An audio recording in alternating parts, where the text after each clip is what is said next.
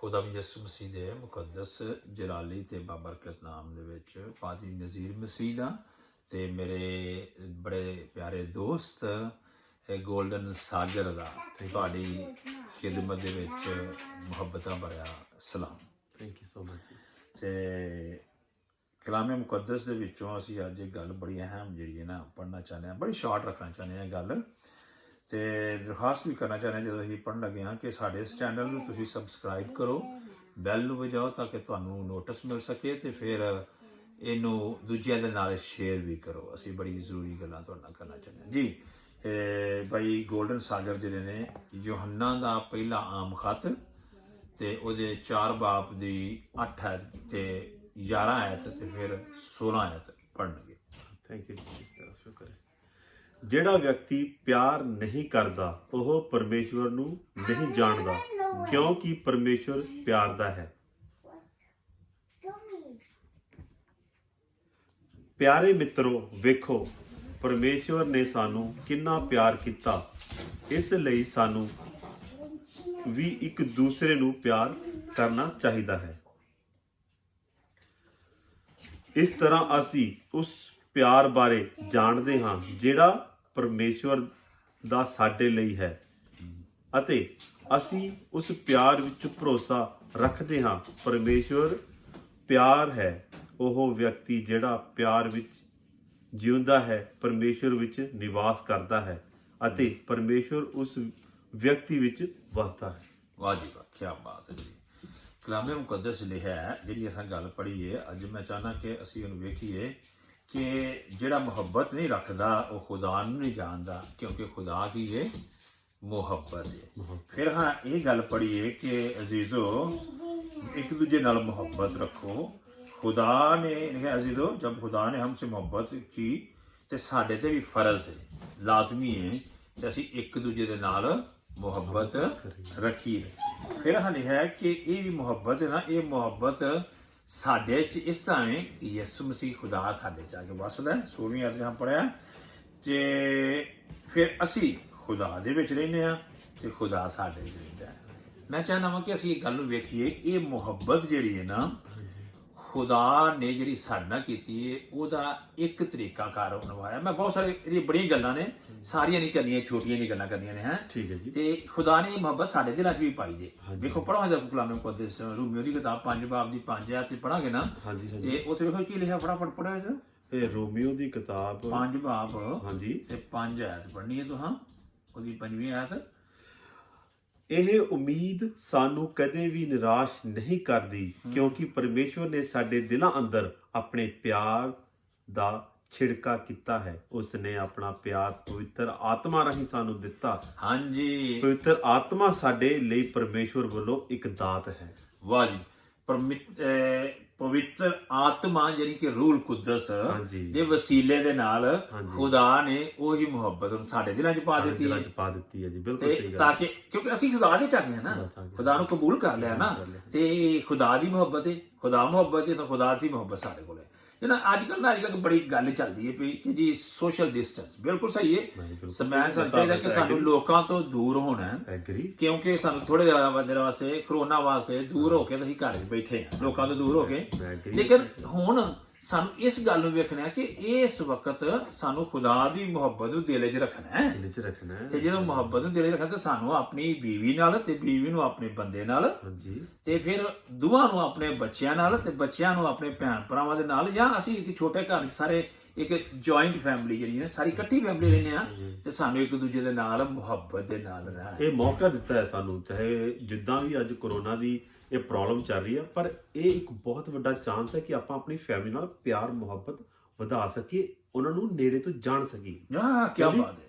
ਵੇਖੋ ਜੀ, ਖੁਦਾ ਜਿਹੜਾ ਸੀ ਨਾ ਅਸਮਾਨ ਤੋਂ ਜ਼ਮੀਨ ਤੇ ਆ ਕੇ ਸਾਡੇ ਵਿੱਚ ਰਿਹਾ ਹੈ, ਤੇ ਆਪਣੀ ਮੁਹੱਬਤ ਨੂੰ ਸਾਡੇ ਨਾਲ ਵਹਾਇਆ, ਤੇ ਫਿਰ ਸਾਡੇ ਕੰਮਾਂ ਨੂੰ ਬਰਦਾਸ਼ਤ ਕੀਤਾ, ਸਾਡੇ ਨੂੰ ਵੇਖਿਆ, ਸਾਨੂੰ ਗੁਨਾਹਗਾਰ ਵੀ ਸਨ, ਸਾਡੇ ਨਾਲ ਰਿਹਾ, ਤੇ ਸਾਨੂੰ ਉਹਨੇ ਬੁਰਾ ਭਲਾ ਨਹੀਂ ਕਿਹਾ, ਤੇ ਸਾਨੂੰ ਉਹਨੇ ਕਬੂਲ ਕੀਤਾ। ਤੇ ਅੱਜ ਇਹ ਗੱਲ ਮੈਂ ਚਾਹੁੰਦਾ ਅਸੀਂ ਵੇਖੀਏ, ਜਦੋਂ ਸਾਡੇ ਦਿਲਾਂ 'ਚ ਮੁਹੱਬਤ ਪਾਤੀ ਤੇ ਅਸੀਂ ਮੁਹੱਬਤ ਨੂੰ ਆਪਣੇ ਦੂਜੇ ਸਾਥੀ ਨਾਲ, ਮੀਆਂ ਬੀਵੀ ਦੇ ਵਿੱਚ, ਜਦੋਂ ਦੂਜਿਆਂ ਤੋਂ ਅਸੀਂ ਸੋਸ਼ਲ ਡਿਸਟੈਂਸ ਕੀਤਾ, ਦੂਜਿਆਂ ਤੋਂ ਦੂਰ ਆ ਤੇ ਘਰ ਦੇ ਵਿੱਚ ਆ, ਤੇ ਘਰ ਵਾਲੇ ਨਾਲ ਅਸੀਂ ਕਿੰਜ ਰਹਿਣਾ ਸਿੱਖਣਾ ਅੱਜ। ਹਾਂਜੀ, ਮੈਂ ਚਾਹੁੰਦਾ ਅੱਜ ਅਸੀਂ ਉਹ ਗੱਲ ਸਿੱਖੀਏ। ਅਗਰ ਸਾਨੂੰ ਮੌਕਾ ਮਿਲ ਗਿਆ ਕਿ ਅਸੀਂ ਘਰ ਰਹੀਏ ਤੇ ਘਰ ਦੇ ਵਿੱਚ ਅਸੀਂ ਦੂਜਿਆਂ ਦੇ ਨਾਲ, ਆਪਣੀ ਬੀਵੀ ਨਾਲ, ਆਪਣੇ ਭੈਣ ਭਰਾਵਾਂ ਨਾਲ, ਆਪਣੇ ਬੰਦੇ ਦੇ ਨਾਲ, ਆਪਣੇ ਸ਼ੋਹਰ ਦੇ ਨਾਲ, ਆਪਣੇ ਬੱਚਿਆਂ ਦੇ ਨਾਲ, ਆਪਣੇ ਮਾਂ-ਬਾਪ ਦੇ ਨਾਲ ਅਸੀਂ ਕਿੰਜ ਰਹੀਏ ਹੈ। ਆਈਏ ਅਸੀਂ ਕਲਾਮ ਮੁਕੱਦਸ ਚ ਪੜ੍ਹਨੇ ਆ, ਕਿਉਂਕਿ ਅਸੀਂ ਮੁਹੱਬਤ ਦੀ ਗੱਲ ਕਰਨੇ ਤੇ ਮੈਂ ਚਾਹਾਂਗਾ ਕਿ ਮੁਹੱਬਤ ਦੇ ਵਿੱਚ ਹੀ ਅਸੀਂ ਰਹਿ ਕੇ ਨਾ ਇਹ ਗੱਲਾਂ ਨੂੰ ਪੜ੍ਹੀਏ। ਤੇ ਮੇਰੇ ਭਾਈ ਗੋਲਡਨ ਜਿਹੜੇ ਨੇ ਨਾ, ਉਹ ਕਲਾਮ ਮੁਕੱਦਸ ਚੋਂ ਪਹਿਲਾ ਕਰੰਥੀਓ 13 ਬਾਬ ਦੀ 4 ਐਤ ਤੋਂ ਪੜ੍ਹਨਗੇ। ਪਹਿਲਾ ਕਰੰਥੀਓ 13 ਬਾਬ ਦੀ 4 ਐਤ ਤੋਂ ਲੈ ਕੇ ਤੇ ਅਸੀਂ 7 ਐਤ ਨਾਲ ਪੜ੍ਹਨਾ ਤੇ 8ਵੀਂ ਆਇਤ ਦੀ ਪਹਿਲੀ ਆਇਤ ਪੜਾਂਗੇ। ਪਹਿਲਾ ਫਿਕਰਾ ਪੜਾਂਗੇ। ਪਹਿਲਾ ਕਰੰਥੀ ਨੂੰ ਪਹਿਲਾ ਦੇ ਚੋਂ 13 ਬਾਬ ਦੀ 4 ਆਇਤ ਤੋਂ ਲੈ ਕੇ 7 ਆਇਤ ਪੜੋ ਹਾਂ ਜੀ। ਜੀ ਪੜੋ ਹਾਂ। ਦੇਖੋ ਕੀ ਲਿਖਿਆ ਜੀ। 13ਵੇਂ ਬਾਬ ਹੈ। 13ਵਾਂ ਬਾਬ ਹੈ ਤੇ ਇਹਦੀ 4 ਆਇਤ ਪੜਨਾ ਸ਼ੁਰੂ ਕਰੋ ਜੀ। ਠੀਕ ਹੈ। ਪ੍ਰੇਮ ਸਹਿਜ ਅਤੇ ਦਿਆਲੂ ਹੈ, ਇਹ ਈਰਖਾਲੂ ਨਹੀਂ ਹੈ, ਇਹ ਘਮੰਡੀ ਨਹੀਂ ਹੈ, ਪ੍ਰੇਮ ਸਖਤ ਨਹੀਂ ਹੈ, ਪ੍ਰੇਮ ਖੁਦਗਰਜ ਨਹੀਂ ਹੈ, ਪ੍ਰੇਮ ਆਸਾਨੀ ਨਾਲ ਕ੍ਰੋਧੀ ਨਹੀਂ ਬਣਦਾ, ਪ੍ਰੇਮ ਆਪਣੇ ਖਿਲਾਫ ਕੀਤੇ ਗਏ ਗੰਦੇ ਕੰਮਾਂ ਨੂੰ ਚੇਤੇ ਨਹੀਂ ਰੱਖਦਾ, ਪ੍ਰੇਮ ਬਦੀ ਨਾਲ ਪ੍ਰਸੰਨ ਨਹੀਂ ਹੁੰਦਾ, ਪਰ ਪ੍ਰੇਮ ਸੱਚ ਨਾਲ ਪ੍ਰਸੰਨ ਹੁੰਦਾ ਹੈ, ਪ੍ਰੇਮ ਖਾਮੋਸ਼ੀ ਨਾਲ ਸਭ ਕੁਝ ਬਰਦਾਸ਼ਤ ਕਰ ਲੈਂਦਾ ਹੈ, ਪ੍ਰੇਮ ਸਦਾ ਭਰੋਸਾ ਕਰਦਾ ਹੈ, ਇਹ ਸਦਾ ਅਵਿਸ਼ਵਾਸ ਹੁੰਦਾ ਹੈ ਅਤੇ ਸਭ ਗੱਲਾਂ ਚੱਲ ਲੈਂਦਾ ਹੈ, ਪ੍ਰੇਮ ਕਦੇ ਖਤਮ ਨਹੀਂ ਹੁੰਦਾ। ਅੱਗੇ ਪੜੋ 13ਵੀਂ ਆਇਤ। ਇਸ ਲਈ ਉਹ ਸਾਡੇ ਕੋਲ ਵਿਸ਼ਵਾਸ, ਉਮੀਦ ਅਤੇ ਪ੍ਰੇਮ, ਸਿਰਫ ਇਹੀ 3 ਚੀਜ਼ਾਂ ਬਚੀਆਂ ਹਨ, ਇਹਨਾਂ ਵਿੱਚੋਂ ਸਭ ਤੋਂ ਵੱਡਾ ਪ੍ਰੇਮ ਹੈ। ਲਓ ਜੀ, ਗੱਲ ਜਿਹੜੀ ਹੁਣ ਅਸੀਂ ਤੁਹਾਡੇ ਨਾਲ ਕਰਨਾ ਚਾਹੁੰਦੇ ਹਾਂ, ਮੈਂ ਚਾਹੁੰਦਾ ਉਹਦੇ ਇਹ ਅਸੀਂ ਵੇਖੋ ਗੱਲ ਇਹ ਵੇ ਕਿ ਲਿਆ ਮੁਹੱਬਤ ਜਿਹੜੀ ਹੈ ਸਾਬਰ ਹੈ, ਲਿਆ ਮੁਹੱਬਤ ਮਿਹਰਬਾਨ ਹੈ, ਮੁਹੱਬਤ ਹਸਦ ਨਹੀਂ ਕਰਦੀ, ਮੁਹੱਬਤ ਸ਼ਿਕੀ ਨਹੀਂ ਮਾਰਦੀ, ਮੁਹੱਬਤ ਫੂਲਦੀ ਨਹੀਂ ਹੈ। ਜਿਹੜੇ ਸਾਡੇ ਦਿਲਾਂ ਦੇ ਵਿੱਚ ਜੇ ਖੁਦਾ ਨੇ ਮੁਹੱਬਤ ਪਾ ਦਿੱਤੀ ਹੈ ਤੇ ਫਿਰ ਗੱਲਾਂ ਸਾਨੂੰ ਵੀ ਹੈ ਸਾਡੇ ਦਿਲਾਂ 'ਚ ਪਾਣੀਆਂ ਚਾਹੀਦੀਆਂ ਨੇ। ਹਾਂਜੀ, ਬਿਲਕੁਲ ਸਹੀ। ਸਾਡੇ ਰਿਸ਼ਤਿਆਂ ਦੇ ਵਿੱਚ ਇਹ ਗੱਲਾਂ ਆਉਣੀਆਂ ਚਾਹੀਦੀਆਂ ਨੇ। ਸਾਨੂੰ ਮੀਆਂ ਬੀਵੀ ਦੇ ਨਾਲ ਬਰਦਾਸ਼ਤ ਕਰਨਾ ਚਾਹੀਦਾ ਹੈ, ਸਾਨੂੰ ਮਿਹਰਬਾਨ ਇੱਕ ਦੂਜੇ ਤੇ ਹੋਣਾ ਚਾਹੀਦਾ ਹੈ, ਸਾਨੂੰ ਇੱਕ ਦੂਜੇ ਦੇ ਨਾਲ ਮੁਹੱਬਤ ਕਰਨੀ ਚਾਹੀਦੀ, ਹਸਦ ਨਹੀਂ ਕਰਨਾ ਚਾਹੀਦਾ, ਸਾਨੂੰ ਸ਼ੇਖੀਆਂ ਨਹੀਂ ਮਾਰਨੀਆਂ ਚਾਹੀਦੀਆਂ ਤੇ ਸਾਨੂੰ ਇੱਕ ਦੂਜੇ ਨੂੰ ਬੁਰਾ ਭਲਾ ਨਾਜ਼ੇਬਾ ਕੰਮ ਵੀ ਨਹੀਂ ਕਰਨੇ ਚਾਹੀਦੇ। ਐਵੇਂ ਲੜਾਈ ਬੇਤੁਕੀ ਲੜਾਈਆਂ ਨਹੀਂ ਕਰੀ ਆਉਣੀ ਚਾਹੀਦੀ ਦੂਜੇ ਨਾਲ ਹਨਾ। ਫਿਰ ਲਿਖਿਆ ਸਾਨੂੰ ਆਪਣੀ ਬਿਹਤਰੀ ਨਹੀਂ ਚਾਹਣੀ ਚਾਹੀਦੀ ਤੇ ਸਾਨੂੰ ਦੂਜਿਆਂ ਦੀ ਬਦਗੁਮਾਨੀਆਂ ਵੀ ਨਹੀਂ ਕਰਨੀ ਚਾਹੀਦੀਆਂ, ਦੂਜਿਆਂ ਦੇ ਬਾਰੇ ਬੁਰੀਆਂ ਗੱਲਾਂ ਵੀ ਨਹੀਂ ਕਰਨੀਆਂ ਚਾਹੀਦੀਆਂ ਹੈ ਨਾ। ਬਿਲਕੁਲ ਸਹੀ। ਸਾਨੂੰ ਫਿਰ ਦੂਜਿਆਂ ਨਾਲ ਬਦਕਾਰੀ ਦਾ ਮਤਲਬ ਇੱਥੇ ਸਖਤੀ ਨਾਲ ਵੀ ਤੇ ਬੁਰਿਆਂ ਕੰਮਾਂ ਦੇ ਨਾਲ ਵੀ ਪੇਸ਼ ਨਹੀਂ ਆਉਣਾ ਚਾਹੀਦਾ। ਜੇ ਅਸੀਂ ਘਰ ਹਾਂ ਤੇ ਆਈਏ ਅਸੀਂ ਇਹ ਗੱਲਾਂ ਸਿੱਖੀਏ, ਆਈਏ ਅਸੀਂ ਸੋਸ਼ਲ ਡਿਸਟੈਂਸ ਲੋਕਾਂ ਤੋਂ ਤਾਂ ਕੀਤਾ ਤੇ ਉਹ ਘਰ ਆਪਣੇ ਖਾਨਦਾਨ ਦੇ ਵਿੱਚ ਆ ਤੇ ਇਹ ਗੱਲਾਂ ਨੂੰ ਪ੍ਰੈਕਟਿਸ ਵਿੱਚ ਲਿਆਈਏ। ਮੈਂ ਇਹ ਗੱਲ ਕਰਨਾ ਚਾਹੁੰਦਾ ਆਪਣੇ ਲੋਕਾਂ ਨਾਲ, ਆਪਣੇ ਭੈਣ ਭਰਾਵਾਂ ਨਾਲ, ਆਪਣੇ ਅਜ਼ੀਜ਼ਾਂ ਨਾਲ, ਆਪਣੇ ਚਰਚ ਦੇ ਲੋਕਾਂ ਨਾਲ ਤੇ ਮਾਂ-ਬਾਪ ਦੇ ਫਰਮਾਂ ਬਰਦਾਰ ਰਹੀਏ, ਬਾਪ ਦੀ ਗੱਲ ਨੂੰ ਸੁਣੀਏ, ਮਾਂ ਦੀ ਗੱਲ ਨੂੰ ਸੁਣੀਏ, ਬਰਦਾਸ਼ਤ ਕਰੀਏ। ਤੁਹਾਡੀਆਂ ਇਹ ਇੰਨੀਆਂ ਗੱਲਾਂ ਸਰਲ ਨੇ, ਇੰਨੀਆਂ ਸਿੰਪਲ ਨੇ ਨਾਜ਼ਰ ਜੀ, ਮੇਰੇ ਤਾਂ ਦਿਮਾਗ 'ਚ ਪੈ ਗਈ। ਹਾਂ ਤੇ ਭੈਣੀਆਂ ਵੀ ਚਾਹੀਦੀਆਂ ਨੇ ਕਿਉਂ ਕਲਾਮ ਦੀਆਂ ਗੱਲਾਂ। ਤੇ ਮੈਂ ਇਹ ਉਮੀਦ ਕਰਦਾ ਕਿ ਜਿਹੜੇ ਮੇਰੇ ਭਾਈ ਭੈਣ ਆਨਲਾਈਨ ਦੇਖ ਰਹੇ ਆ ਨਾ, ਇਹ ਚੀਜ਼ ਉਹਨਾਂ ਦੇ ਵੀ ਜ਼ਹਿਨ 'ਚ ਪੈ ਗਈ ਹੈ। ਫਿਰ ਇਹ ਹੈ ਕਿ ਸਭ ਕੁਝ ਸਹਿ ਲੈਂਦੀ ਹੈ ਮੁਹੱਬਤ ਹੈ, ਇਹ ਸਾਰੀ ਗੱਲਾਂ ਦਾ ਯਕੀਨ ਕਰਦੀ ਹੈ, ਮੁਹੱਬਤ ਸਾਰੀ ਗੱਲਾਂ ਬਰਦਾਸ਼ਤ ਕਰਦੀ ਹੈ ਤੇ ਉਮੀਦ ਰੱਖਦੀ ਹੈ। ਇਹ ਮੁਹੱਬਤ ਜੇ ਕਰਾਂਗੇ ਨਾ ਤੇ ਉਹਨੂੰ ਜ਼ਵਾਲ ਹੀ ਕੋਈ ਨਹੀਂ। ਸਾਡੇ ਰਿਸ਼ਤਿਆਂ ਨੂੰ ਕੋਈ ਤਰੋੜ ਹੀ ਨਹੀਂ ਸਕਦਾ, ਸਾਡੇ ਕੋਈ ਦਰਾੜ ਨਹੀਂ ਪਾ ਸਕਦਾ ਹੈ, ਸਾਡੇ 'ਚ ਕੋਈ ਨਫ਼ਰਤ ਨਹੀਂ ਪਾ ਸਕਦਾ, ਸਾਡੇ 'ਚ ਕੋਈ ਲੜਾਈ ਨਹੀਂ ਪਾ ਸਕਦਾ। ਅਸੀਂ ਤੇ ਇੱਕ ਦੂਜੇ ਦੇ ਕਰੀਬ ਵਿੱਚ ਆ ਕੇ ਤੇ ਹੋਰ ਕੋਠੇ ਚੰਗੀ ਤਰ੍ਹਾਂ ਨਾਲ ਹੋ ਜਾਾਂਗੇ, ਜਿਵੇਂ ਖੁਦਾ ਆਸਮਾਨ ਤੋਂ ਆ ਕੇ ਸਾਡੇ ਨਾਲ ਰਿਹਾ ਤੇ ਅਸੀਂ ਵੀ ਇੱਕ ਦੂਜੇ ਨੂੰ ਜਾਣ ਜਾਾਂਗੇ, ਇੱਕ ਦੂਜੇ ਕੋਲ ਹੋ ਜਾਾਂਗੇ ਤੇ ਉਹਦੀ ਰੂਹ ਦੇ ਨਾਲ ਸਾਡੀ ਮੁਹੱਬਤ ਵਧੇਗੀ ਤੇ ਫੈਮਿਲੀ ਸਾਡੀ ਹੋਰ ਖੁਸ਼ ਹੋ ਜਾਏਗੀ। ਯਾਦ ਰੱਖੋ ਕੀ ਲਿਆ, ਫੈਮਿਲੀ ਖੁਸ਼ ਹੋ ਜਾਏਗੀ। ਅੱਜ ਇੱਕੋ ਹੀ ਹੋਰ ਗੱਲ ਪੜ੍ਹਨੀ ਹੈ ਤੇ ਫਿਰ ਅਸੀਂ ਬੰਦ ਕਰਾਂਗੇ ਗੱਲ। ਉਹ ਰੋਮੀਓ ਦੀ ਕਿਤਾਬ 5 ਬਾਬ ਦੀ 6 ਤੇ 8 ਹੈ। ਮੈਂ ਚਾਹਨਾ ਕਿ ਕੱਢੋ ਮੇਰੇ ਨਾਲ ਰੋਮੀਓ ਦੀ ਕਿਤਾਬ 5 ਬਾਬ ਦੀ 6 ਤੇ 8 ਹੈ। ਕੀ ਲਿਖਿਆ ਉਹ ਹਾਂਜੀ 6 ਤੇ 8 ਹੈ।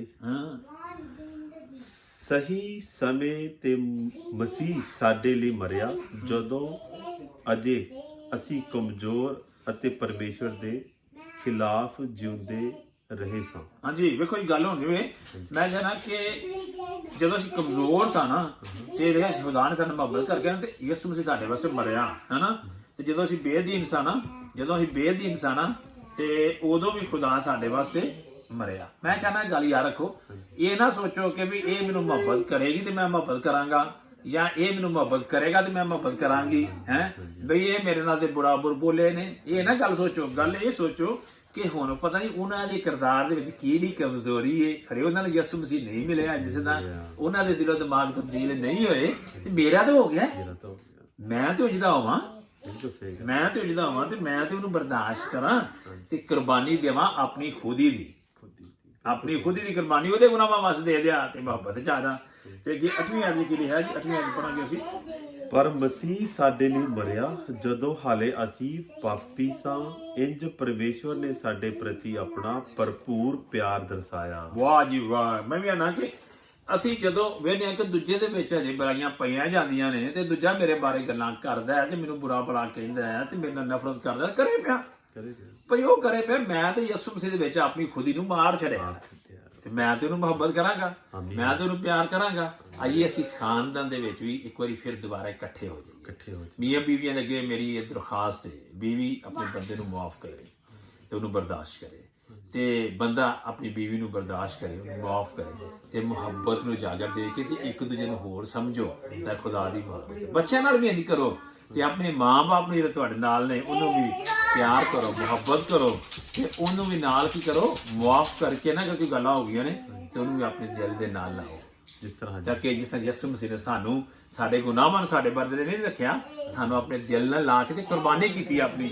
ਅਸੀਂ ਵੀ ਆਪਣੀ ਖੁਦੀਆਂ ਦੀਆਂ ਕੁਰਬਾਨੀਆਂ ਕਰਕੇ ਤੇ ਆਈਏ ਅਸੀਂ ਖਾਨਦਾਨੀ ਰਿਸ਼ਤਿਆਂ ਨੂੰ ਮਜ਼ਬੂਤ ਕਰੀਏ ਤੇ ਯਿਸੂ ਦੀ ਮੁਹੱਬਤ ਨੂੰ ਆਪਣੇ ਖਾਨਦਾਨ ਦੇ ਵਿੱਚ ਉਜਾਗਰ ਕਰੀਏ ਤੇ ਸਾਰਿਆਂ ਦੇ ਵਿੱਚ ਅਸੀਂ ਸ਼ੇਅਰ ਕਰੀਏ, ਤਾਂ ਕਿ ਯਿਸੂ ਦੀ ਮੁਹੱਬਤ ਸਾਰੇ ਦਿਲਾਂ ਦੇ ਵਿੱਚ ਆਏ ਤੇ ਲੋਕੀ ਜਾਣ ਕਿ ਅਸੀਂ ਮਸੀਹ ਹਾਂ ਤੇ ਯਿਸੂ ਮਸੀਹ ਦੇ ਨਾਲ ਅਸੀਂ ਅੱਗੇ ਚੱਲਨੇ ਆ ਪਏ।